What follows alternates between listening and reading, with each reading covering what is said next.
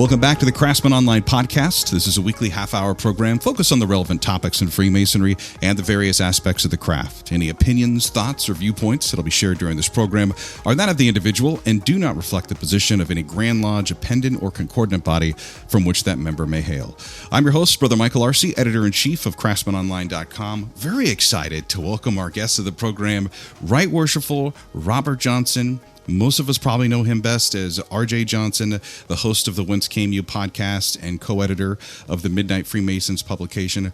Welcome to the Craftsmen Online podcast, R.J. Oh, this is a tremendous honor, Mike. Listen, I mean, you and I have been going back and forth and talking for a couple of years now since you got involved with Midnight Freemasons, and you guys came up with this idea of Craftsmen Online. It's truly awesome to see you guys grow into this really professional, awesome thing that you guys are doing for the craft. So much appreciated to be asked to come on, and truly honored. Thank you. It's totally my pleasure. And as weird as it is, like you mentioned, we've known each other for a while, and this is the first time we've ever seen each other.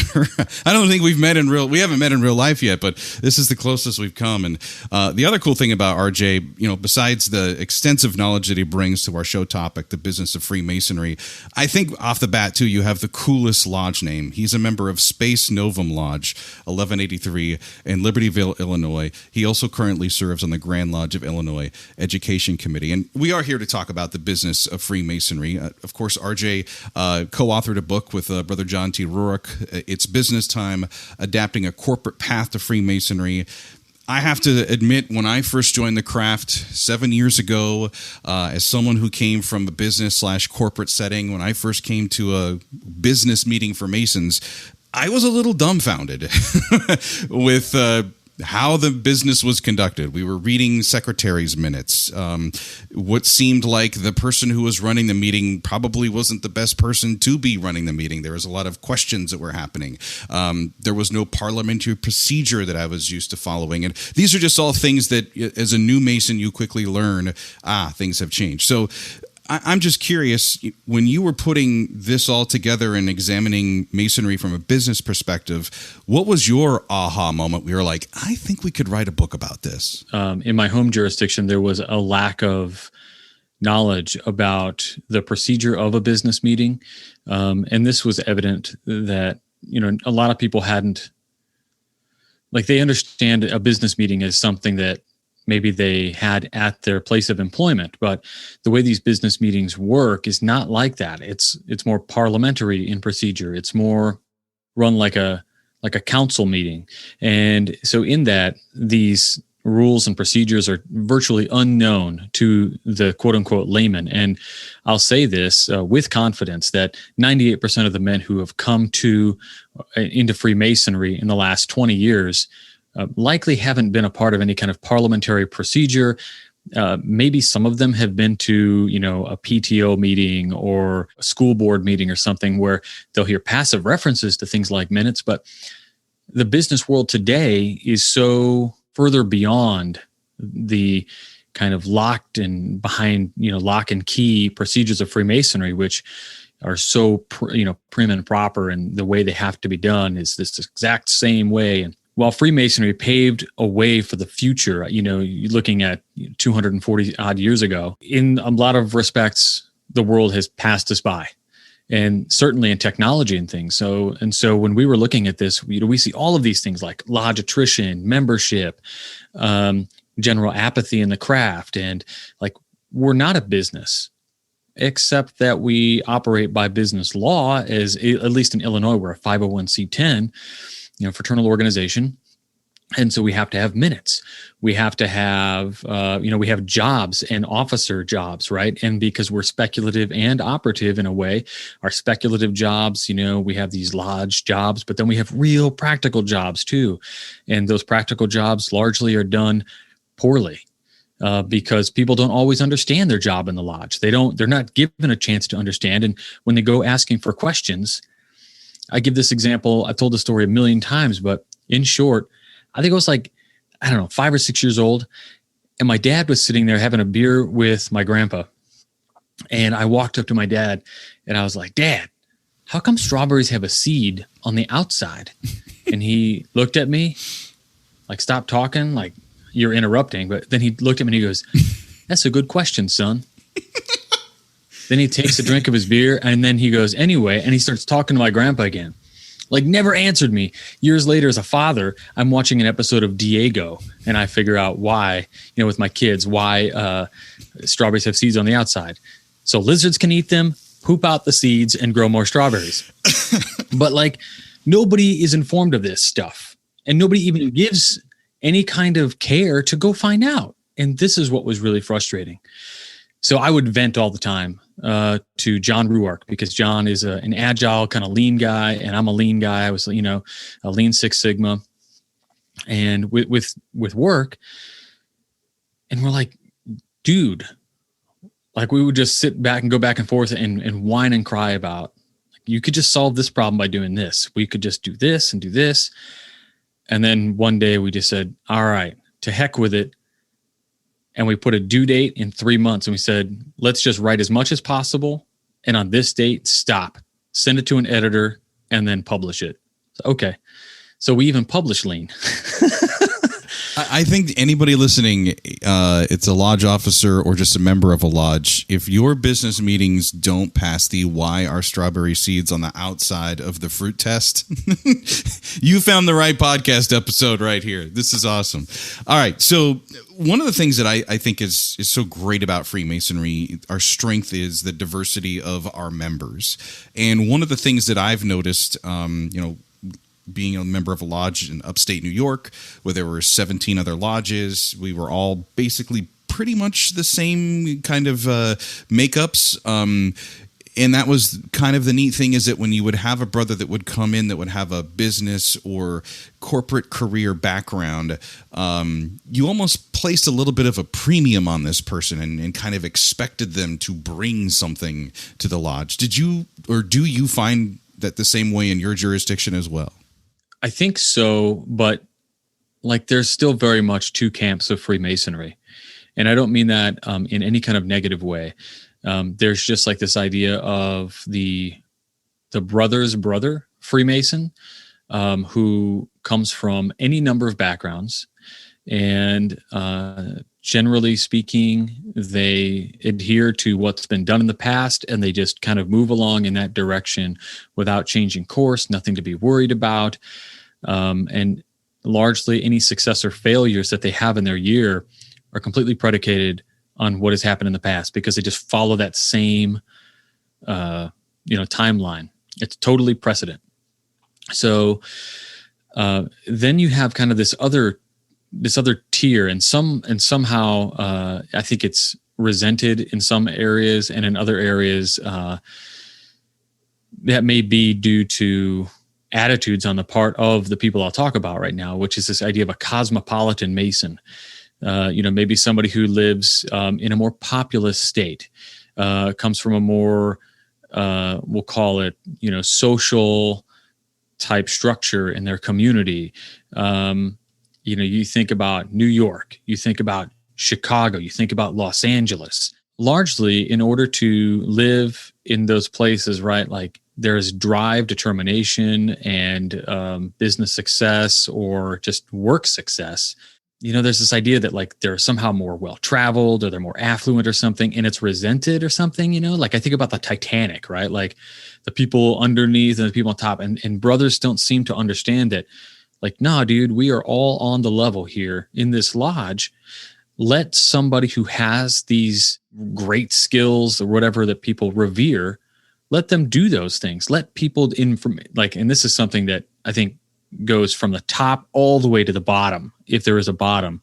And that is to let people do what they're good at doing, invest in them that way. And you said, is there a premium, put on somebody who might not, who is some kind of executive in real life, and all of a sudden now they're being put in a worshipful master role, or a secretary's role, or some sort of a planning role?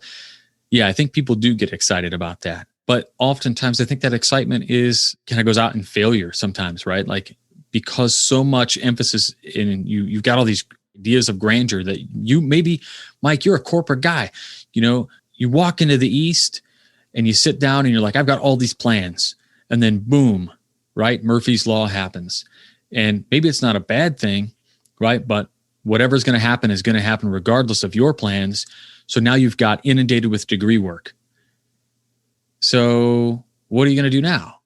There's an amount of pressure put on people regardless, and the best laid plans, but premium put on people who might have a specific skill set going into an administrative role. I definitely think there's something to that. And I think those are the kind of people we should be okay saying, yeah, that guy should be there. Making my plans for a trip to the East, I thought about, okay, at my time as Worshipful Master of my lodge, should we put together a mission statement? Should we have a values proposition? Should we have some sort of vision? Should the master be working with his wardens to make sure that there's, and here's a corporate buzzword for you, some synergy that's happening between the term from one guy to the next? Can my goals be your goals? And will they have a foundation for them to build upon so that we can all have common goals for the progress for our lodge? And that's kind of, as someone that went to school for management and then, has a marketing background, like strategic planning was like really the thing that I wanted to inject into the leadership development of my lodge. I've also seen, brothers who, for example, we lucked out. Our treasurer had to step down after many years of service. And we luckily had a brother who recently graduated with an accounting degree. So he's got a job for life. He just doesn't really know it yet. But then I've also, Albany is the state capital, so we have a lot of state workers, and IT is a very predominant field for a lot of the brothers that become Masons in upstate New York. I don't know why. I think you have to be a little bit of a nerd to be a Mason to appreciate some of the deeper meanings and the finer points of the craft and history. And one of the brothers had serious, stage fright or public speaking issues, and he's like, if I never had become Worshipful Master, I would have never got over my fear of speaking in front of people. Heck, I would have never learned how to put a budget or any of the financials that go into it as well. And that was one thing that I kind of tapped into when I was reading your book, and we talked about this before we started recording the podcast, that I'm one of those that has the notion that Freemasonry is a volunteer organization, that lodge leadership is really made up of the men who can serve and can offer that time and make that commitment to do it. And I'm not a huge fan of a progressive line. I know that's a topic for another day. But I do feel that getting in line and going through those chairs and those responsibility stations or working on a lodge committee, it is helpful. How do you find, for new brothers or brothers new to the craft, there's this opportunity for some leadership development at key moments for them? I certainly feel that anybody who goes into this fraternity, there are massive amounts of quote unquote improvement opportunities for them to take advantage of. Sometimes they're not taking advantage of them. Sometimes those things are pushed on them by a well-meaning brother, and sometimes that works out, sometimes it doesn't. I also feel like in what you said about somebody who has stage fright or those kinds of things, certainly, like 12 years ago, joining Freemasonry, I went through my degrees, and then I said, well, look, these guys did something for me, so out of a need for service, right? Like I feel it in my heart, like I just got to help these guys do whatever they need.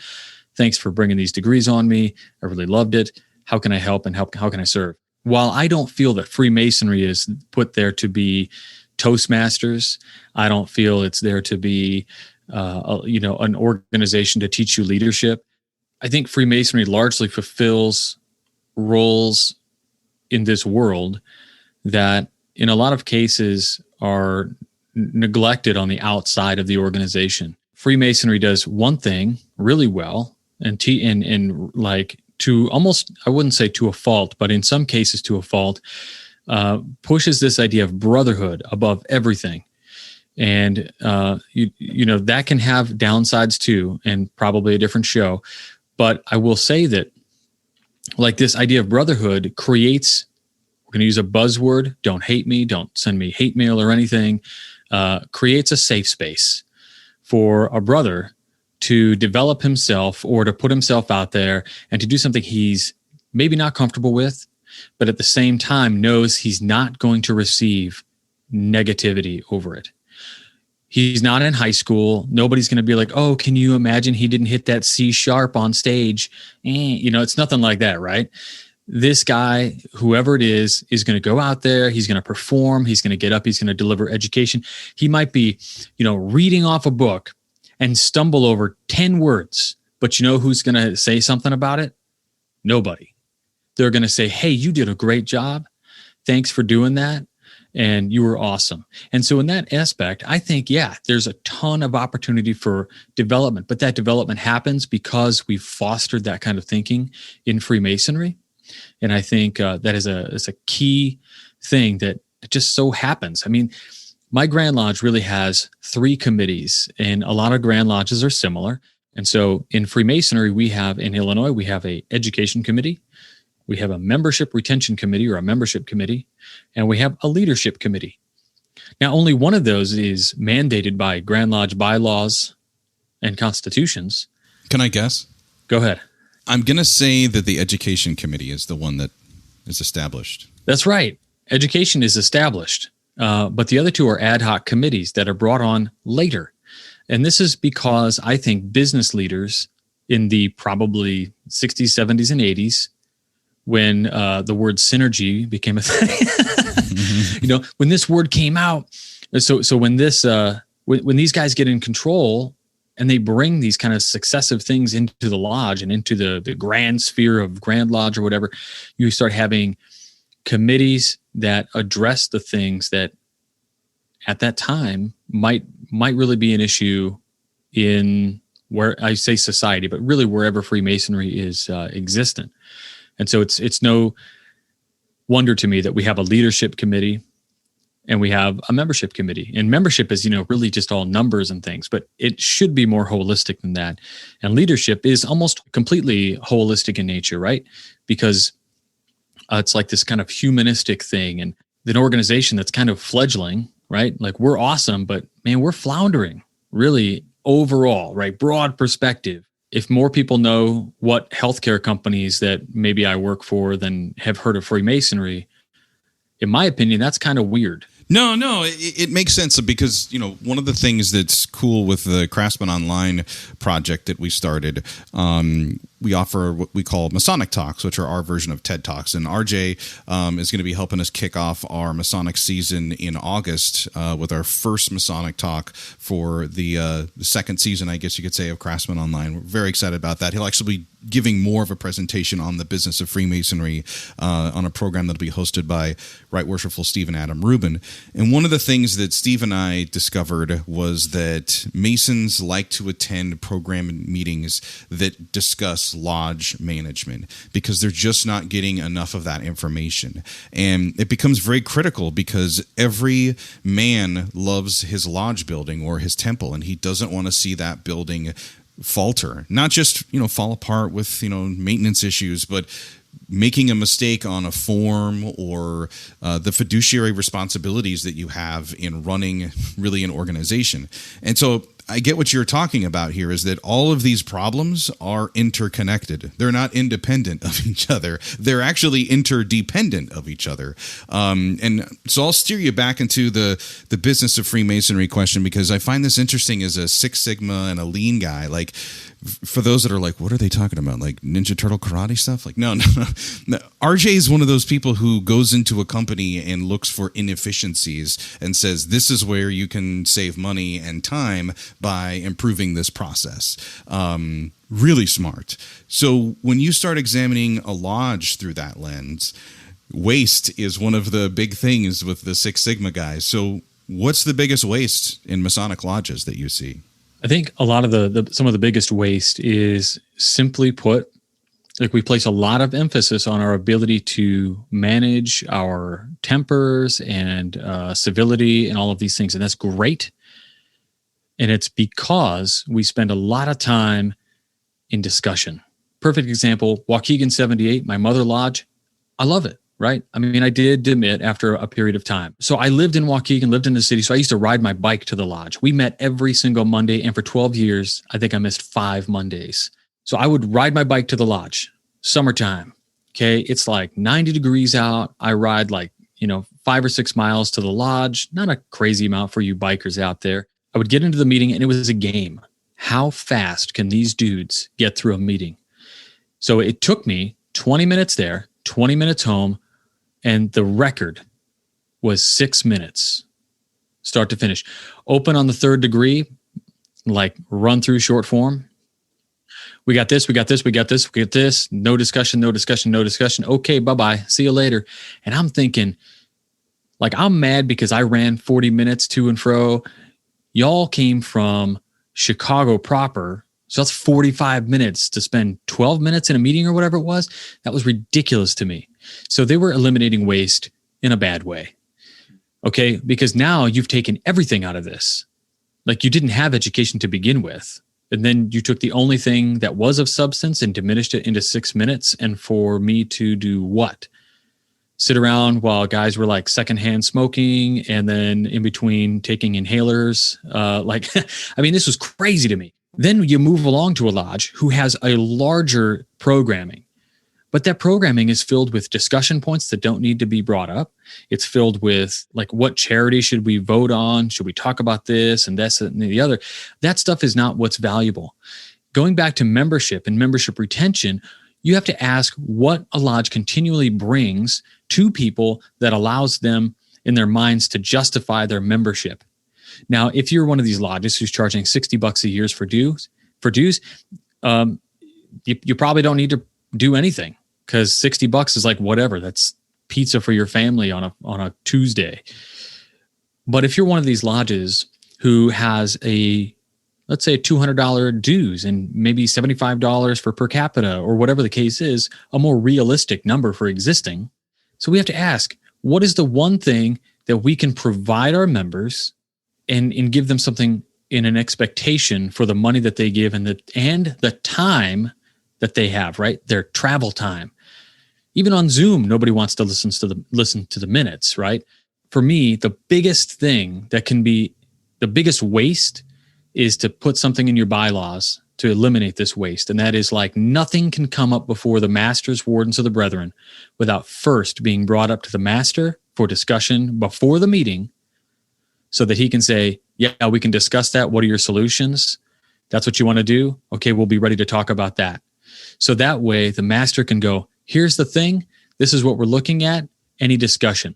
That's one of the biggest wastes, is planning. It's interesting, that you identify time, because I'm a big guy on the how do we improve the value of our membership? Like, how do we improve the experience? And a lot of lodges are trying to address that by, well, if we raise our dues a little bit, we can pay for things like dinners, or we can go on trips, or we can do this or do that. But you've kind of hit, for me, there's two buckets. I think it's time, and it's also on the money side. By eliminating those things, then what are you going to do in the interim time? What are you going to do with that time you saved? And that's the thing that membership retention is really going to focus on. There's one thing, is education, regardless of what that education entails, whether it's historical, philosophical, or esoteric stuff.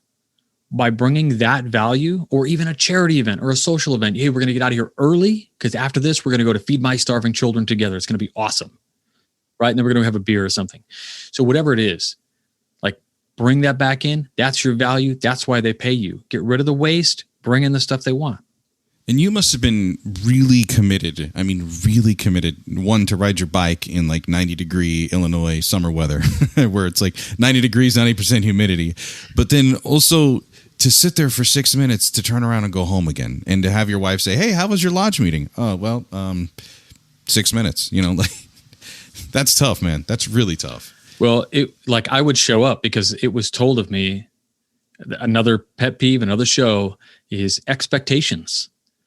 I was told what was expected of me by somebody who was, I don't know, I don't want to say old school or, whatever.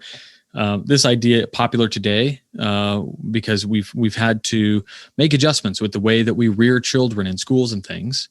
But something that's still okay is to say, yes, we're open, we love everybody, and we want to see you thrive.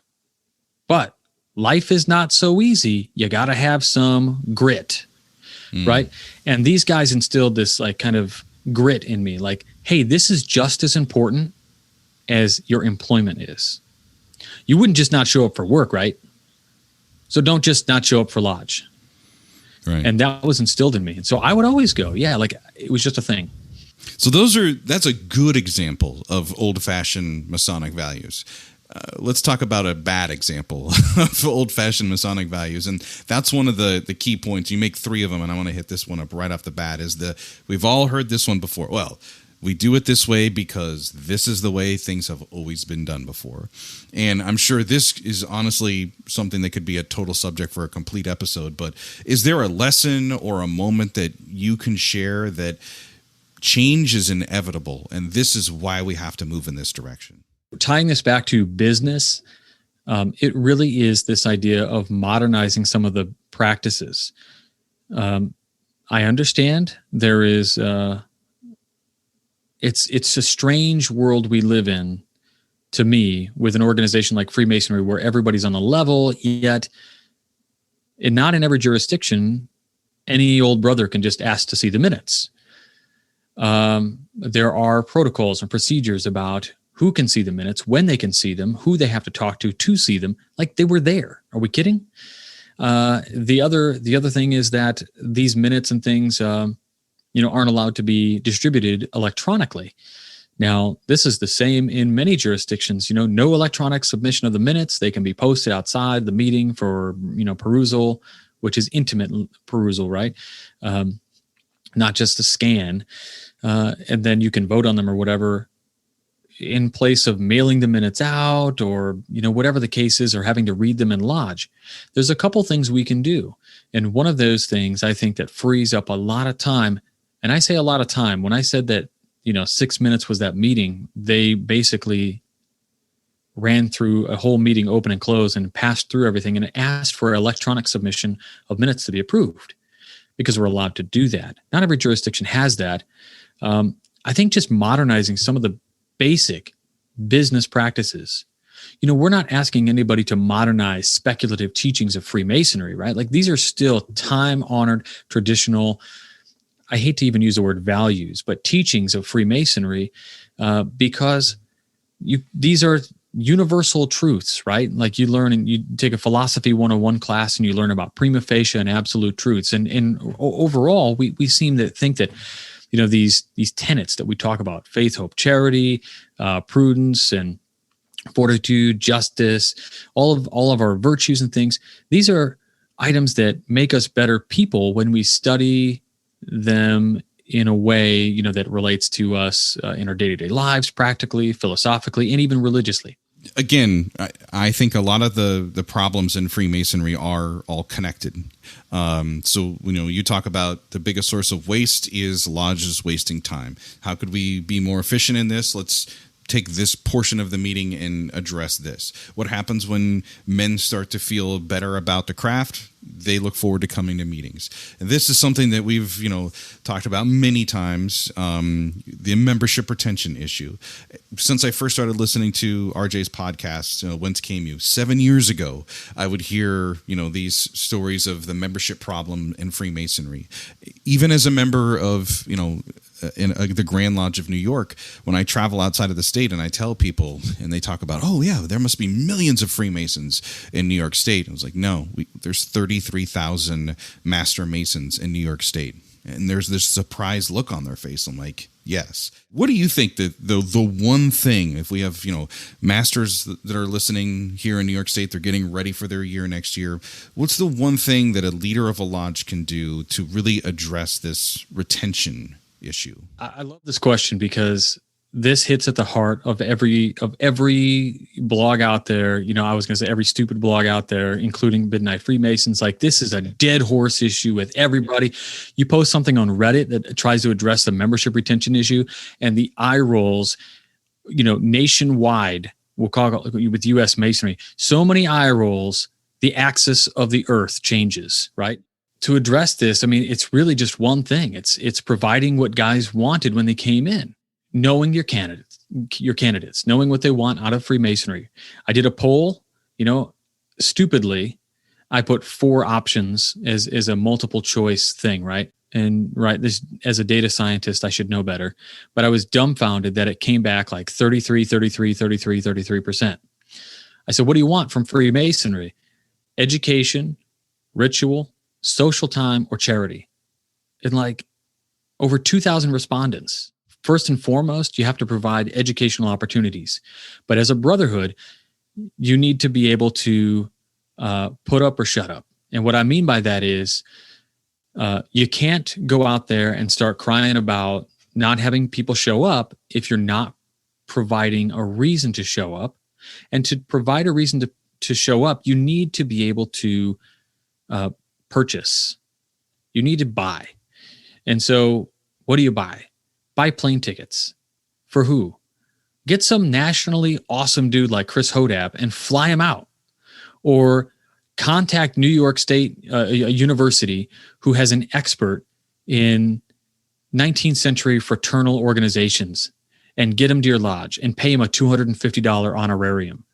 Like, he doesn't even have to be a Mason. Make a reason to bring somebody into these organizations. Publicize. That is number one, is providing that kind of content. But the second half of that is knowing what kind of content they want.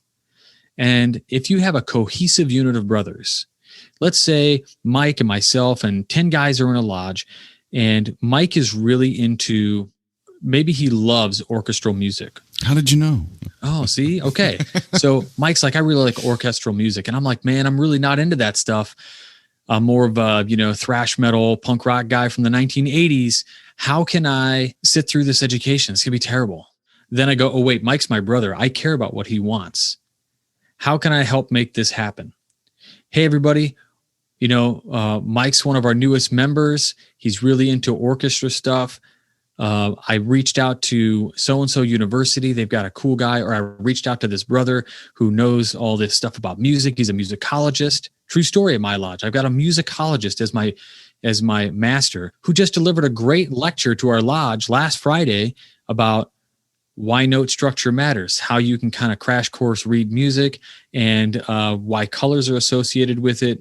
Like, talk about having real awesome education, mind-blowing stuff that's done by qualified professional, I'd like to have him come out, because in New York, in a lot of our, and I'm sure you have it in your degrees as well, there's hymns that we sing, and only the really old guys know the words. The rest of us kind of like, go through. It would be cool to have a dude that knows that, to be able to say, this is the significance of this song. If you really can't do that even, then just approach somebody. You know who's really good at this stuff? If you've got a passionate person like a chaplain. If you have a chaplain who is like legit into his role as chaplain, somebody brothers go to talk to, somebody who knows the scriptures that they read or that they memorize, ask the chaplain to disassemble some portion of a religious text or something of that nature. The first time I witnessed what I call like MacGyver education, doing what you can with what you have, right, was a chaplain who came in and took apart the Master Mason's the scripture reading that we would read at a Master Mason degree during circumambulation in that first section. And so he took apart that in a really interesting philosophical way, which left everybody in the room totally dumbfounded. And then we had education like that just spurred conversation for, over an hour. And so now you have an educational meeting, like it's not a stated communication anymore. It's an education or your stated education meeting with business. I'm still thinking 40 minutes on a bike to go to a lodge meeting that was only 6 minutes long. I mean, I came home, I wrote in my journal, I was like really disappointed with it. It was just bad. It was a bad time, but we turned that around. This has been the Craftsmen Online podcast. Such a pleasure to have. We got to get you back on here, RJ. Brother Robert Johnson, thank you so much for joining us. Thank you so much, Mike. A real pleasure. I appreciate you guys everything you're doing. If Masonic education is important to you, you can sign up for our email newsletter at craftsmenonline.com. A reminder that new episodes of the podcast are available for download every Monday morning. Until next time, let peace and harmony prevail.